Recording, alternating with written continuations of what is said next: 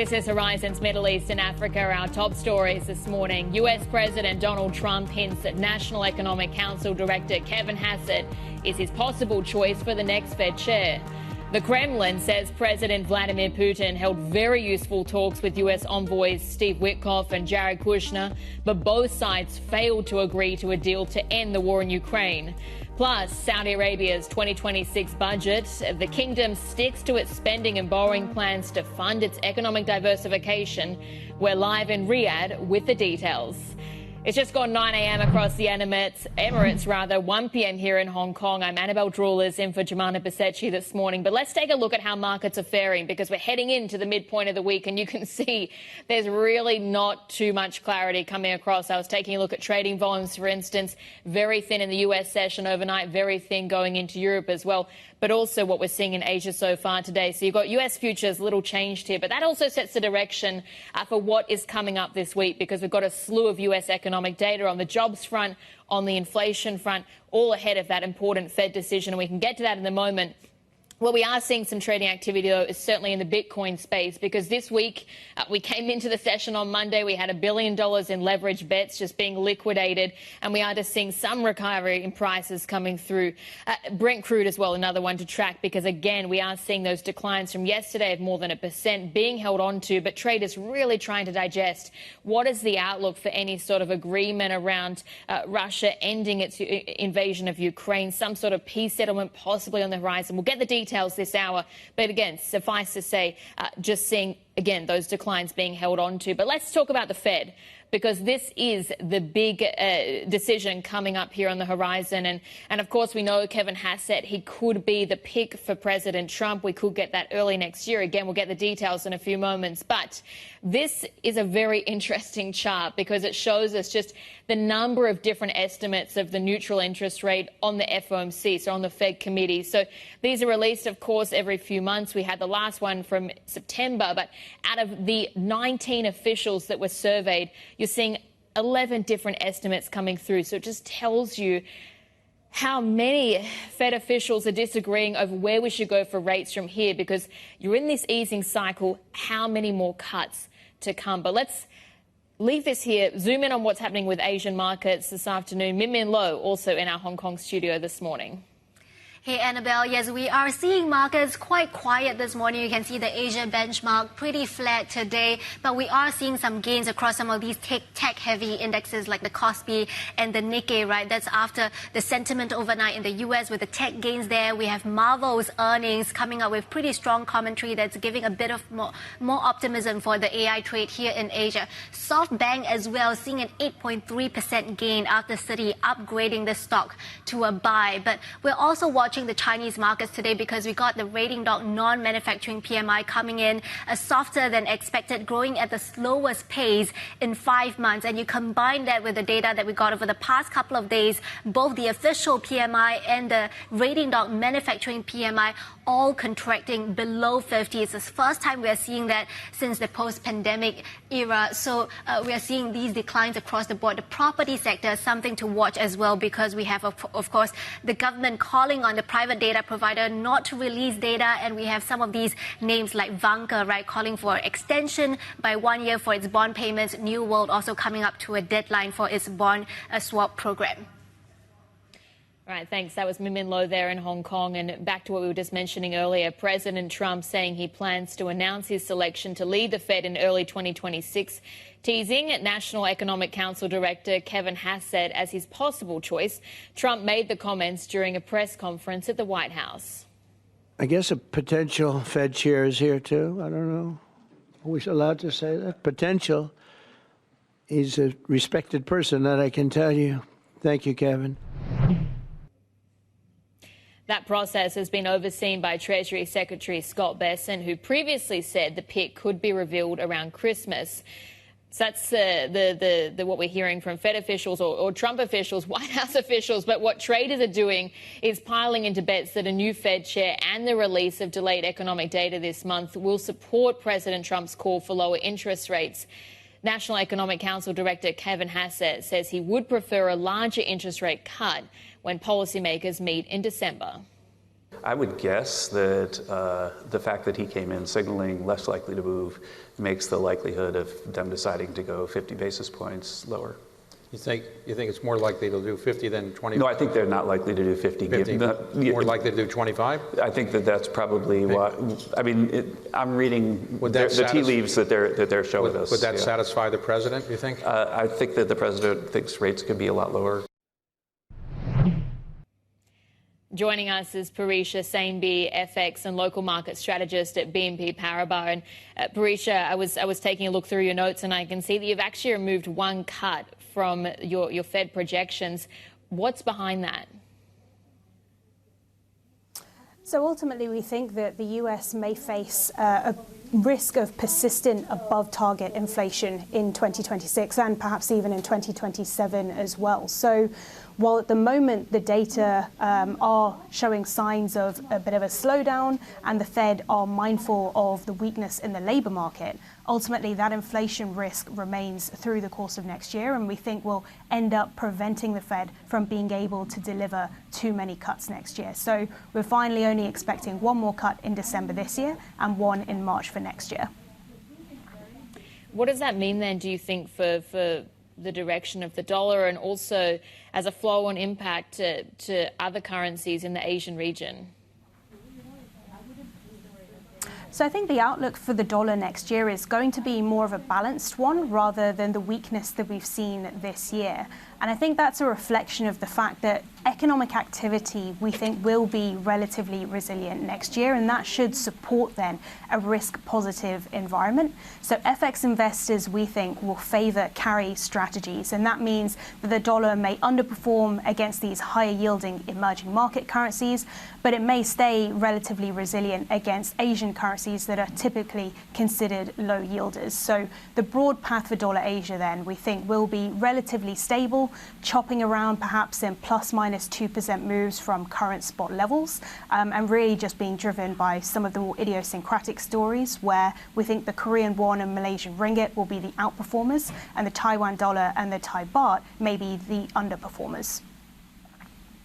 On that carry trade front, then, what do you expect for the Japanese yen? Because of course you've got that BOJ meeting coming up later this month as well.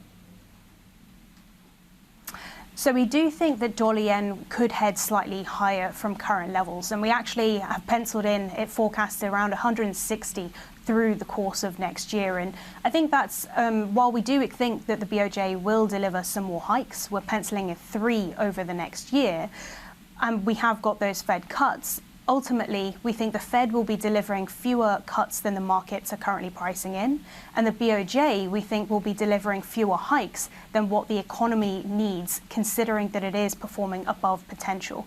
So we think ultimately those inflationary pressures in Japan will put pressure on the yen to stay weak. The risk of a re-acceleration in the US will put pressure on the dollar to stay strong, and combined then with the ongoing fiscal risks in Japan, and given the carry trades, we think then that dollar yen should stay somewhat supported next year. Yeah, I think definitely on your point around the US economy, I mean, it's fared a lot better than many would have expected, especially at this point of the year. What's interesting, though, is all of that optimism we've seen and that amount of spending and capital investment into AI is also causing these issues or questions of whether we're in some sort of bubble environment. If that bubble does burst, what's the impact that has, and does that force you to rethink as well your projections around the easing cycle?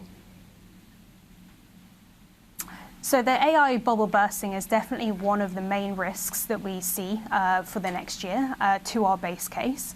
And if that happens, we do think that the Fed has the space to deliver aggressive rate cuts in response to that backdrop. Ultimately, we think there will be negative impacts on the consumption as well as investment if there is a bursting of that bubble, and the Fed will respond with further rate cuts. But because of their capacity to deliver those cuts, while there may be a recession, we think it will be one that is shallow and short-lived. in terms of the impact then on the dollar, there could be those safe haven demand dynamics, but ultimately we think it will be one that's negative for the US, especially because this AI equity boom has actually been to the benefit of the US. We've seen these equity inflows into the US, and that could be taken out. So actually we think that the euro will be a particularly big beneficiary if we end up in this scenario as the new safe haven in that environment. So euro dollar we think will head higher.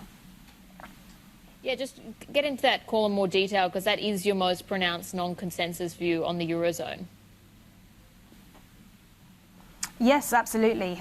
We ultimately think that the fiscal policy that was announced earlier this year will continue to be rolled out, and it should help support growth rising to above potential levels in 2026. And the next leg, we think, for the ECB then will actually be a rate hike, which we've penciled in for the second half of 2027, once those inflationary pressures have crept high enough. And that translates then for us into rate differentials that should move in favor of the euro.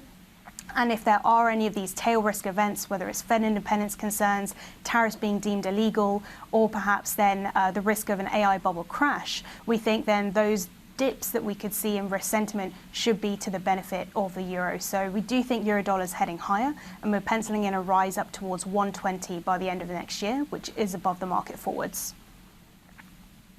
Parisha, thanks so much for your time. That was Parisha Saimbi there, FXLM strategist at BNP Paribas.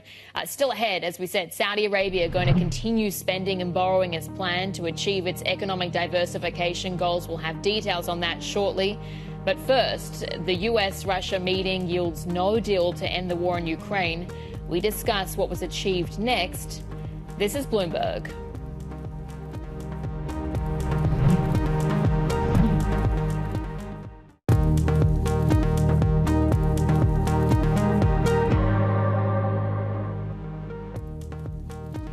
Welcome back to Horizons Middle East and Africa. I'm Annabelle Drewlers in Hong Kong. The Kremlin says Vladimir Putin has held very useful talks with US envoys Steve Witkoff and Jared Kushner, though the sides failed to reach an agreement on a plan to end Russia's war in Ukraine. Moscow says a possible meeting between Putin and US President Donald Trump now depends on progress being made on the critical issue of territorial control. Let's bring in our Russia government editor, Greg Sullivan. So Greg, I mean, very positive tone coming across from the Kremlin, but how do you read the outcome of this meeting? Well, in some ways, it's not a surprise at all. Of course, the Kremlin did cast the meeting as very productive. They said that there were constructive talks and that even the U.S. proposals seemed largely more or less workable, though they still had to hash out language. But that they didn't reach a deal shouldn't come as a surprise. The Kremlin has really stuck to maximalist demands throughout this whole process and has shown little sign of giving an inch in these negotiations. For the Kremlin, that is largely territorial, and they even said that no progress was really made on the main issue, which was that of the occupation of territory. They have been demanding territory in the east that they have been unable to take militarily, and that Ukraine has said it will not cede. From the Ukrainian side, also, there's the issue of security guarantees. Moscow hasn't really said what it's willing to allow to assure that it doesn't restart hostilities. It doesn't want NATO troops stationed there. It wants caps on Ukrainians' military. So it's hard to see what would indeed satisfy Ukraine that wouldn't be a deal breaker for Russia. So yesterday's outcome, really not much of a surprise. What about what we're getting from Putin, though, in terms of possible strikes on Ukraine's allied ships? You've also got his criticism of Europe's involvement in the war. How does that also factor into it? Well, yes, there's a lot happening here. Both Ukraine and Russia have been engaging in a war on energy infrastructure, trying to gain an advantage as these talks progress. The battlefield itself, the front line, there hasn't been much progress, though Russia did say that they had taken a key city in the east that they've been fighting over for nearly 2 years, but Ukraine denied that. Even as Russia does make slow, grinding progress, there hasn't been much change on the battlefield. So both Russia and Ukraine have been trying to strike energy targets. Ukraine has increased its attacks on tankers recently, which has obviously provoked a response from Putin. But it's all part of that effort to try and gain an advantage and coerce the other side into making concessions in these ongoing negotiations. That was our Bloomberg Russia government editor, Greg Sullivan, there. And let's shift now to the Saudi budget, because the kingdom plans to stick to elevated spending and active borrowing. That's to keep economic diversification at the top of its agenda, even as the country contends, of course, with lower oil prices. The finance ministry expects to spend around $350 billion next year and also in 2027. For more, we're joined by our Saudi bureau chief, Christine Burke. So, Christine, we've got the budget now. What were your key takeaways from it?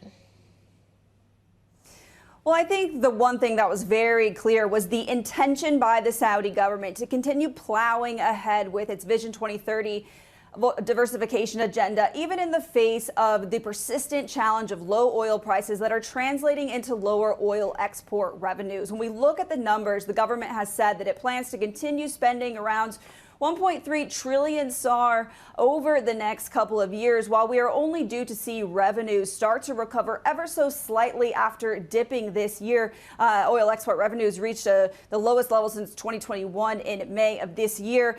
This will lead over the years ahead to a budget deficit expectation of 3.3% in 2026. And then we are due to see the deficit come down a little bit to levels closer to 2% in the years following. Now, it does need to be said that this is a significant improvement from 2025. We are expected this year to see the budget deficit blow out to more than 5% of GDP. But when we spoke to the finance minister, Mohammed Al-Jadaan, earlier in the week, he made very, very clear that the government is making a policy choice here to continue on with these level of deficits, to continue with higher spending, even in the face of lower oil revenues, because it really wants to continue investing in the economy in order to see more diversification happening, to bring in more private sector investment and ultimately to drive the Vision 2030 agenda, no matter what the cost really may be here. I mean, it seems they are just very committed.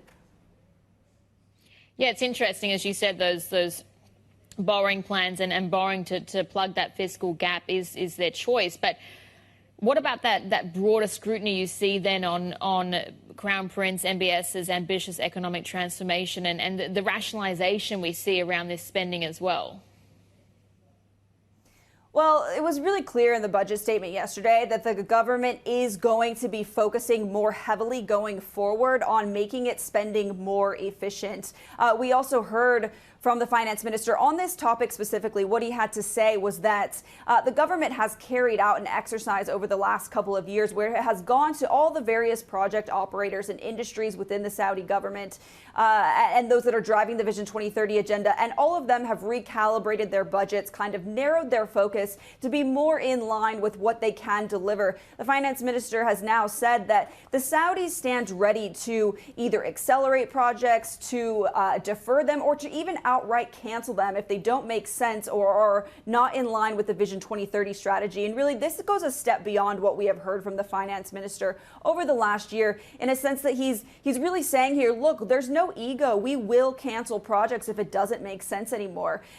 He also highlighted that the PIF is undergoing its own reprioritization strategy at the moment, and that we will hear from the Sovereign Wealth Fund in the months ahead about how that reprioritization will factor into its investments going into 2026. All righty. Elevated spending, active borrowing. That's two of the key takeaways from that Saudi budget. Thank you to our Saudi bureau chief there, Christine Burke. And coming up, White House National Economic Council Director Kevin Hassett says he would accept the nomination for Fed chair if he was offered the job. We've got more on that next. This is Bloomberg.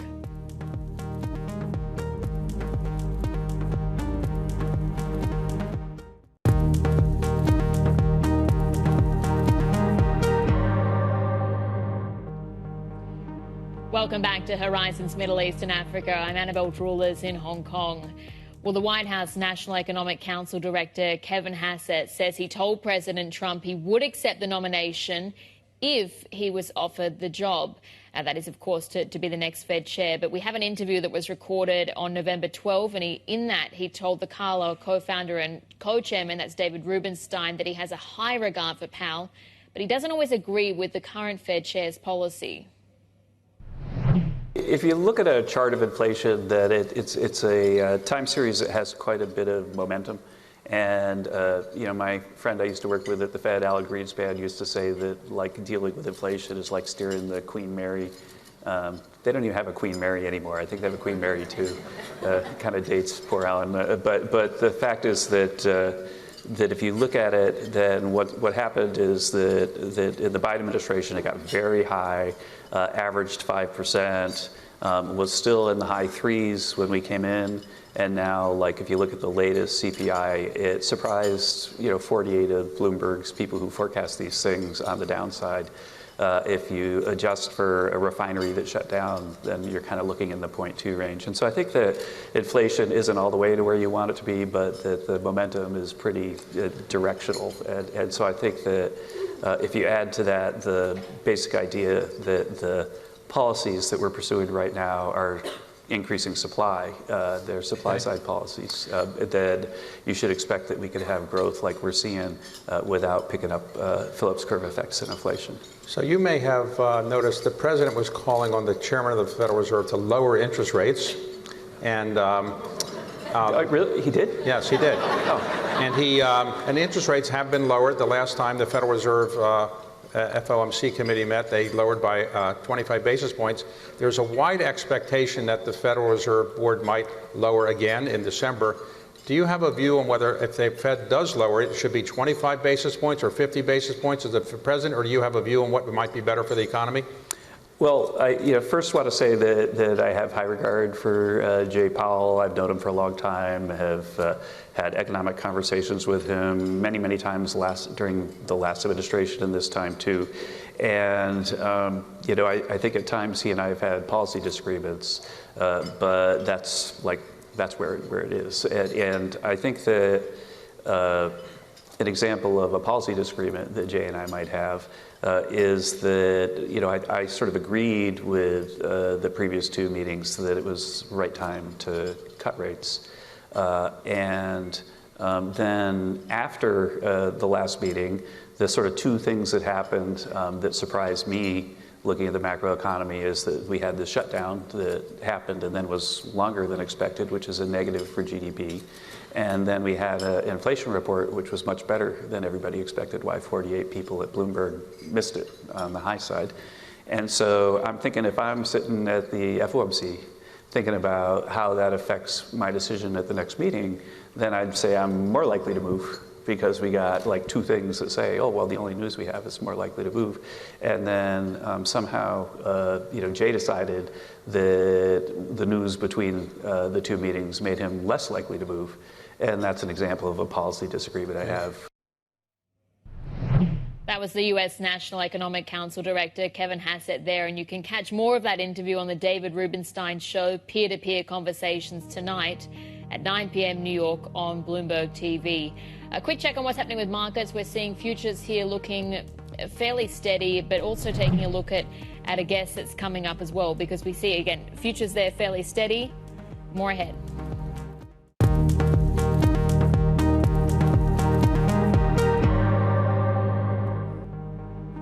This is Horizon's Middle East and Africa, our top stories this morning.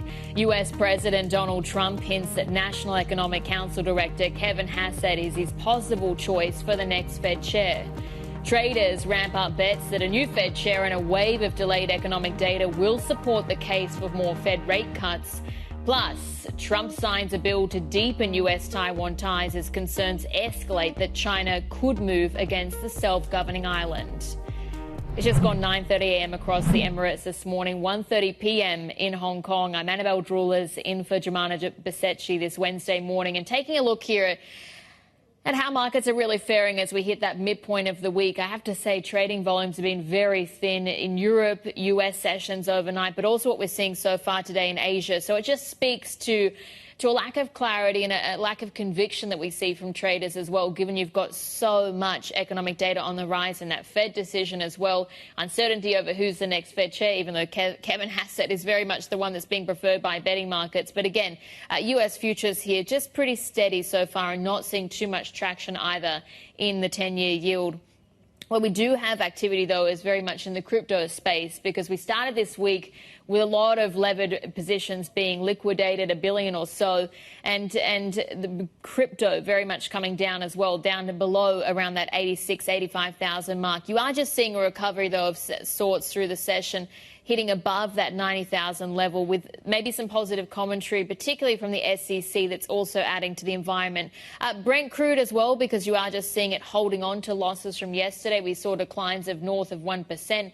But again, traders just trying to understand what exactly is happening between Russia and Ukraine. You do have those negotiations ongoing. We were just talking about the latest on that front a few minutes ago. But let's also take a look at the Fed, because, as I said, you are just settling perhaps on Kevin Hassett being the next one to take the chair from Jay Powell.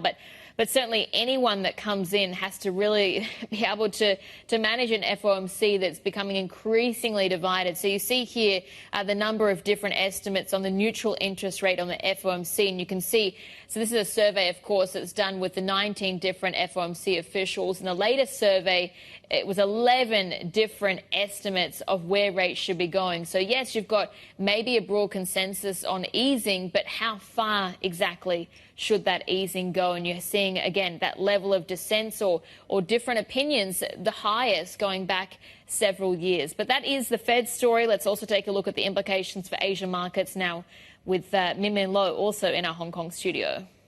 Hey, Annabelle, as you said, not a lot of traction in Asia markets. And so we're checking the currency here because the big news today is the Indian rupee really breaking past the key psychological level of above 90 per dollar, per US dollar. And this is, of course, over uncertainty over India's trade negotiation with the US, because India remains the only major country that has yet to reach a trade agreement, and that 50% tariff still hitting the economy hard, and demand for imports still high as well. That continues to put pressure on the Indian rupee. So something to keep an eye on, especially on how the RBI intends to intervene. So far, it's intervened very sporadically, and analysts are saying that maybe it would be quite reluctant to act before they reach a trade deal with the US. We are keeping an eye on that rate decision on Friday as well, with economies expecting a rate cut on the horizon. But elsewhere, we are seeing the Chinese yuan moving in the opposite direction, and it's been really a quiet surge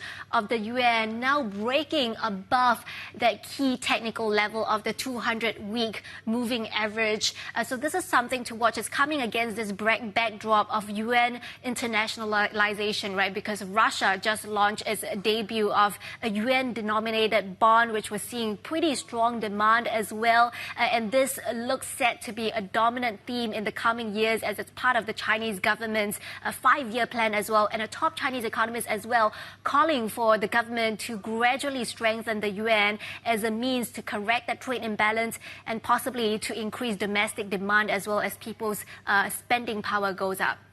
Yeah, that 7 level very much in sight. That's Min Lo there in Hong Kong for us. And let's shift now to investment firm Permira, that's warning of difficult market conditions ahead for several key sectors in 2026.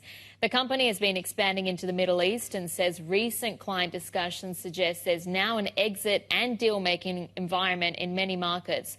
Joining us is Kurt Björklund, Permira Executive Chairman. So, Kurt, thanks very much for your time this morning. And I think we can get started with more of the global, more macro environment, because when I think about M&A activity over the course of this year, it's being very uneven. The recovery really led by the Americas, a little bit more muted, what we see in Europe, in APAC. But how does that set us up going into next year? Morning, Annabelle, and thank you for having me here. So for us, this is an environment where we are rather selling than buying. We are also deploying capital, but if you can't sell businesses in this environment, you probably can't sell them anytime, or you have the wrong companies. So we've been incredibly focused as a firm on monetizing, on driving exits, and getting capital back to our investors, and highly selective in how we have been deploying into new companies. We see some really interesting opportunities, but it's got to be in the right themes where the economy is growing. So cautious about buying and aggressive about selling.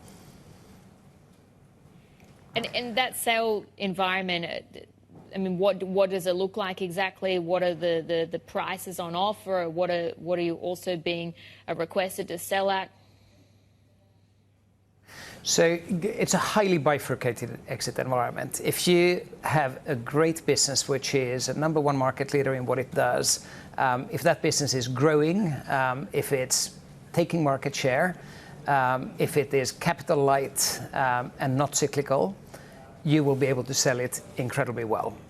If the business is a bit cyclical, if it's highly capital intensive, if it's exposed to the sort of cycles that people worry about coming off now, it's almost impossible to sell. So price realization comes through the quality of the assets you have, and therefore whatever your strategy has been in building your portfolio over the last 5-10 years, that defines what portfolio you today own and how well you can sell the companies and what pricing you get.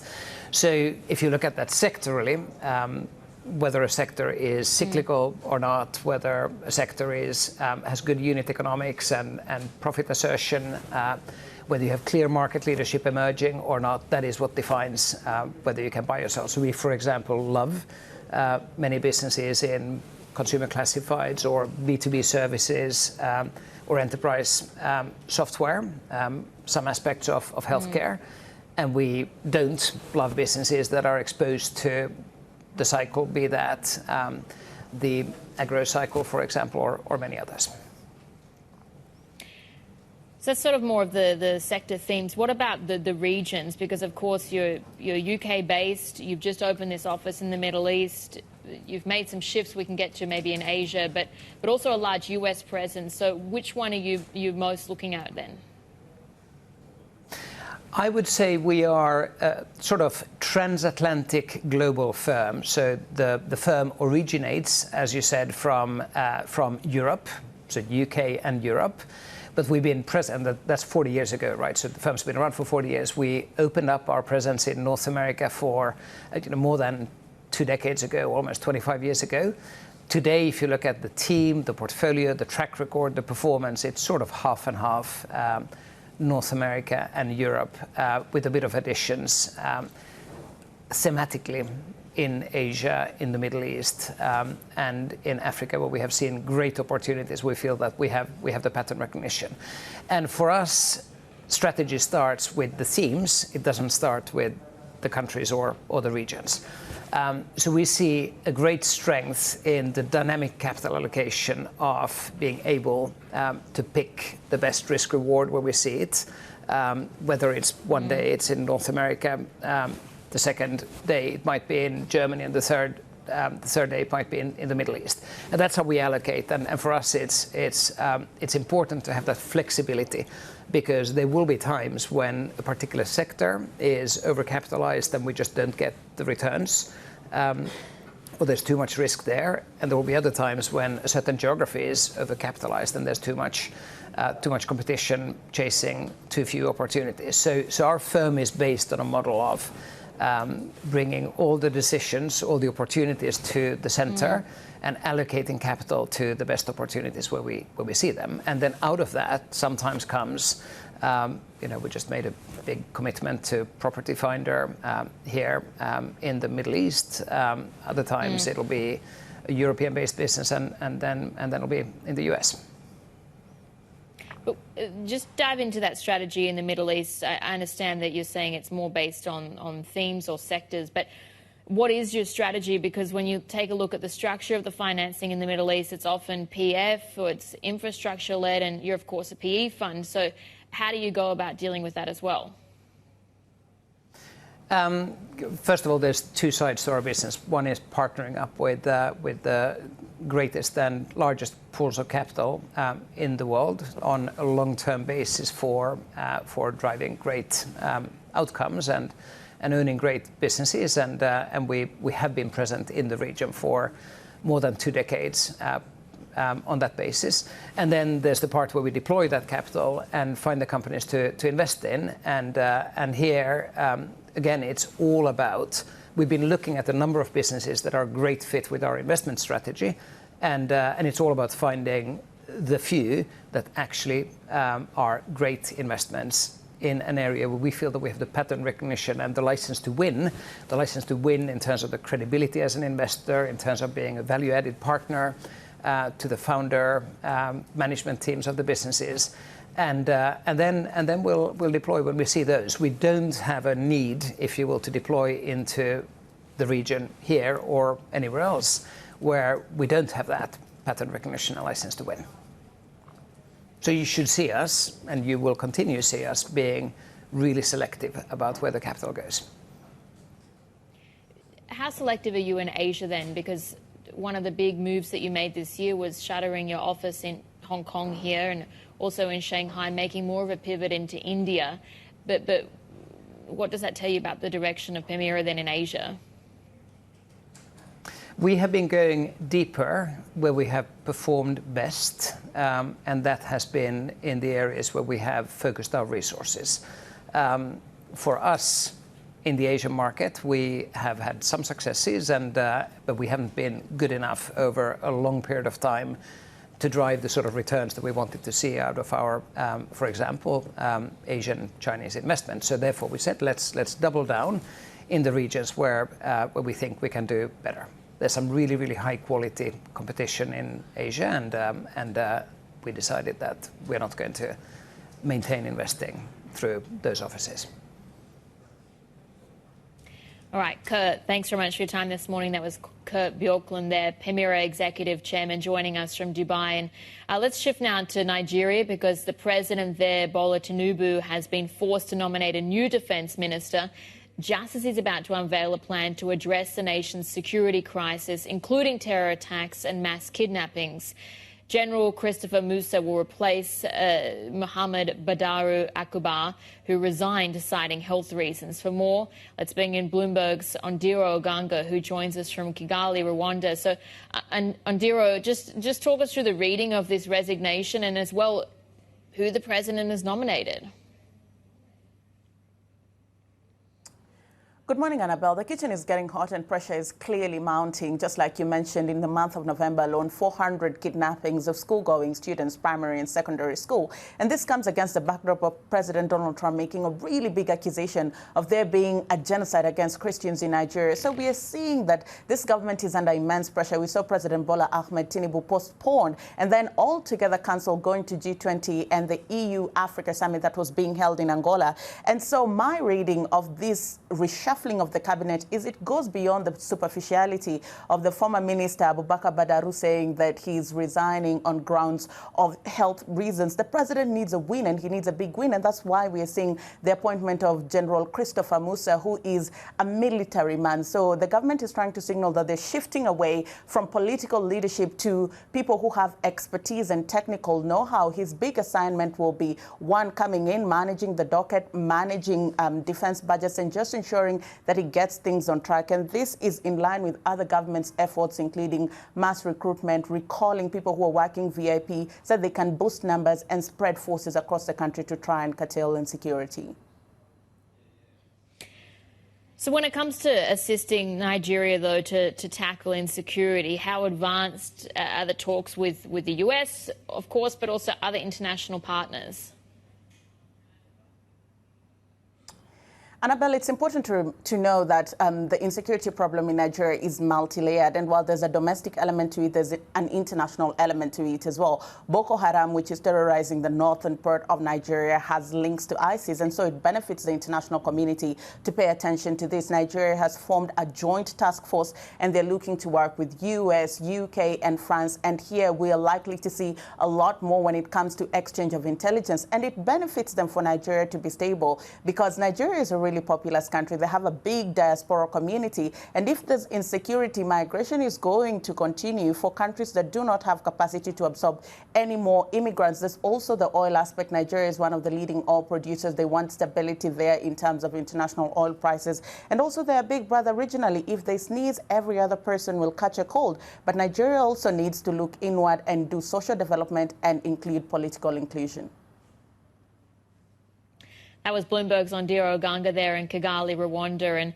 And coming up, we'll shift to Taiwan because US President Donald Trump has signed off on new legislation that aims to deepen ties with the island. That's next. This is Bloomberg.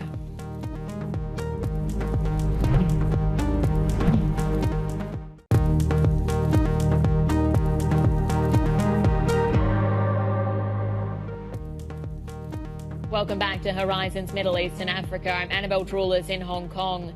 US President Donald Trump has signed into law a measure forcing the State Department to review guidelines for the country's engagement with Taiwan.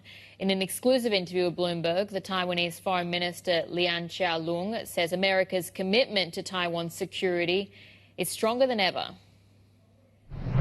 We have no doubt on the Trump administration's commitment to the regional security in the Indo-Pacific, especially the First Island chain. For more, let's bring in our senior news desk editor, Balazs Pens, who joins us. So, Balazs, just how significant is this new legislation? Because it's obviously coming at a time when you've got these increasing worries or concerns that maybe China actually could move against the island. Well, the U.S. has long maintained this strategic ambiguity when it comes to Taiwan, reserving the right to reserve force, but while never explicitly saying they would intervene if anything would happen. And as you said, it's been a time of increased tensions over Taiwan. So this is a very important signal. And as we saw, that this is a legislation that aims to deepen the U.S. ties with Taiwan. So no wonder that the Taiwanese reaction to it has been very, very welcoming. They see it as a big sort of vote of commitment to reassure the U.S. commitment towards Taiwan. It has to be reassuring for them to see the U.S. president sign this sort of deal. Let's then also take a look at how this is becoming an issue around Japan, China, Taiwan, that's going even more global, because you've got President Macron, of course, from France, that's kicking off a visit to China today. And we have seen as well Beijing trying to maybe look at getting some sort of backing from France, pushing back as well on Takaichi's comments over in Japan. But again, this came up during the interview with the Taiwanese foreign minister, but let's just listen to what he had to say. Now, European countries are facing the threat from Russia, with China being the decisive enabler behind the war. Decisive enabler. Yes. And now we have a common interest in terms of security.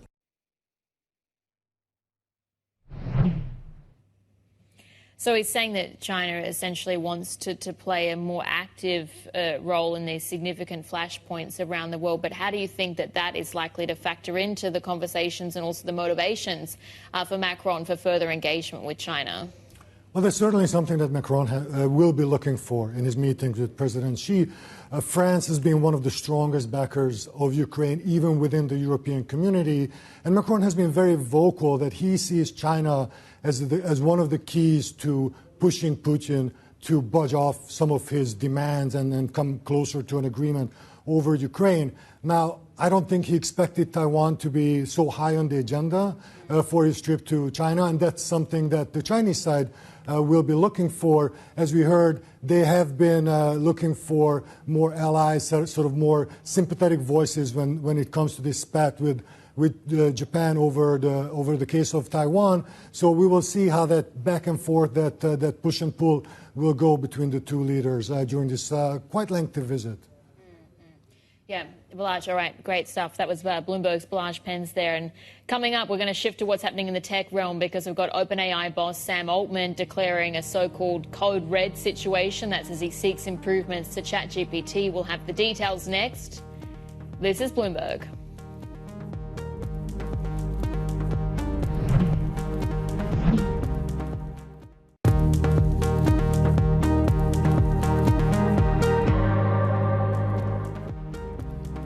Welcome back to Horizons Middle East and Africa. I'm Annabelle Drulers in Hong Kong. Bloomberg's learned that OpenAI CEO Sam Altman is shifting resources to accelerate ChatGPT improvements, pausing work on autonomous AI agents and advertising. Sources say Altman urged staff to prioritize ChatGPT amid rising competition.